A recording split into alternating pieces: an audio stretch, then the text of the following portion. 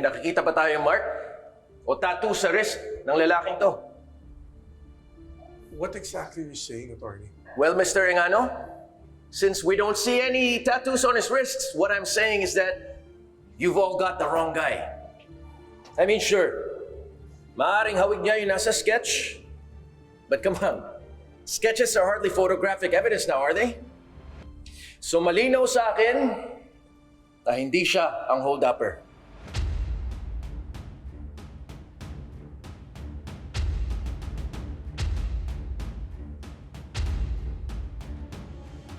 Pero Attorney Alan, hindi ako pwedeng magkamali. Siya talaga yung nakita ko nung araw na nang-hold up tayo.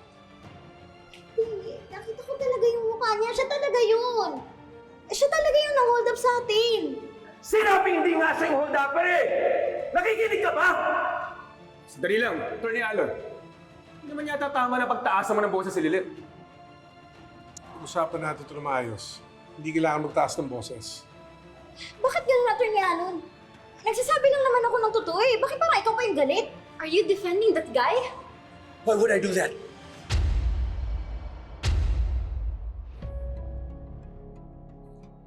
Look, I'm sorry for my outburst. Papunta kasi rito, akala ko talaga makakaharap ko na yung totoong hold-upper eh, na nahuli na natin. Kaso hindi pa pala.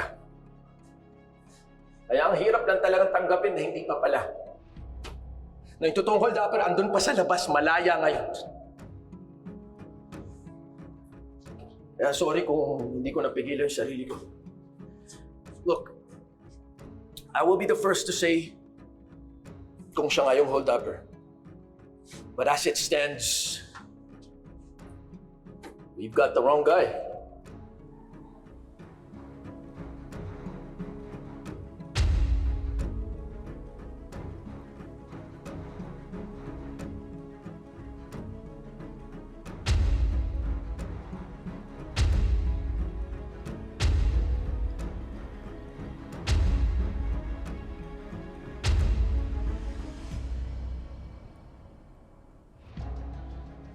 Oh, si Bellard na yan ah.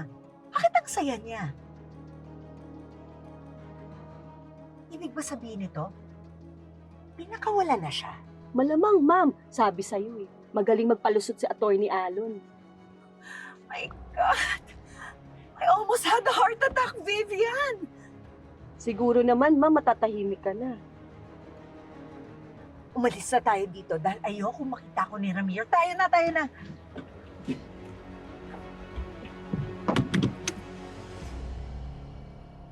Akala ko pa naman, wala na tayong dapat alalahanin. Yung pala, hindi yung totoong hold-upper na huli. Hindi pa tayo nakakasiguro na ligtas kayo. Lalo na't pakalat-kalat yung hold-upper na yun. Pero bakit parang may nagsasabi po sa akin na siya talaga yun? Lilith, di ba nga sabi ni Attorney Alon, hindi daw siya yun. Ibig sabihin, ano, magkamukha lang? Sa bagay, marami naman magkamukha sa mundo. Alam mo, Lilith, kailangan mag-doble ingat ka. Huwag tayong magpakakampante hanggat hindi nahuhuli ang hinayupak na yan. Huwag ko kayo mag-alala. Hanggat makakaya,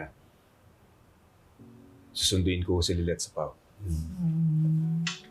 Para masigurado natin yung kaligtasan niya. Salamat kayo, ha? Nakapala naman ng bukong isa dyan, no? Ikaw magkakaroon ka pa ng boyfriend? Ay, boyfriend ang hindi. Sorry. Magaling na abogado, tapos bodyguard pa, di ba? Ayaw mo nun? Tsaka alam mo, bestie, ako, pabor din ako dyan. Kasi, para naman, ligtas ka, di ba? Yes, safety first. Bago love. Ay, safety first lang. Ano ba kayo?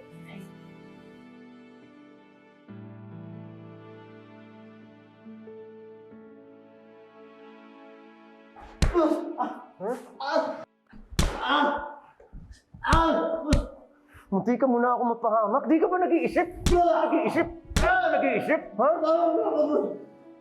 Pasensya na, mas.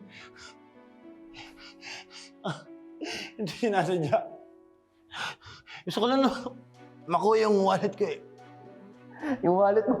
Oo nga naman yung wallet mo na yan. Alam mo, ang talino mo rin eh. Biruin mo, nahuli ka na dahil sa lecheng wallet mo na yan. Oh, sige nga. Kaninong kasalanan ba? Kaninong kapalpakan kaya nahulog yung wallet mo na yan? Ha? O di ba sa'yo rin? Kasi pag sinasabi ko sa'yo na huwag kang lumabas, huwag kang lalabas kasi huwag yung laman ng utak mo eh, kaya huwag ka nagmamarunong, ha? Huwag ka nagmamarunong.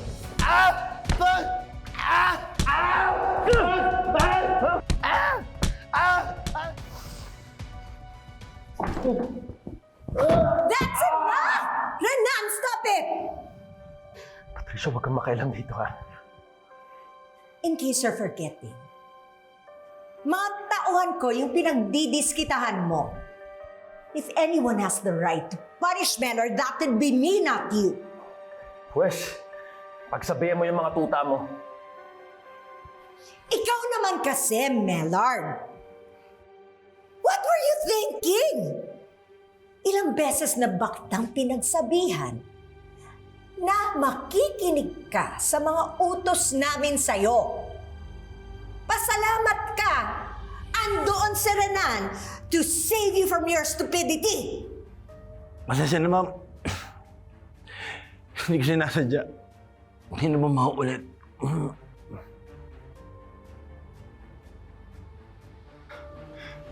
At kayong dalawa, you better keep an eye on him.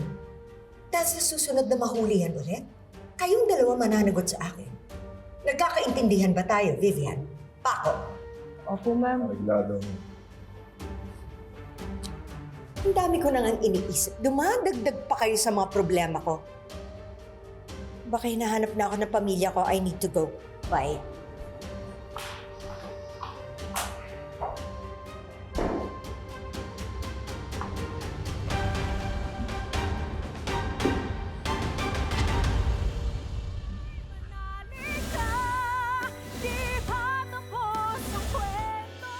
Bakit nandito to? Ito yung necklace na nakuha ng holdupper ah. Attorney Alon isn't here yet. Did he forget that we have a meeting with Attorney Rona? Ang sabi niya sa akin kanina, may kakausapin daw siyang client. Buti naman. Sumipat ka, boss. Kung sa tingin mo, matatakot mo ako dyan sa mga banta mo? Ako, nagkakamali ka. Kaya pala nandito kayo. Attorney Lilette Matias, this is Sabrina. Gusto ko sanang kayong makausap. About Renan.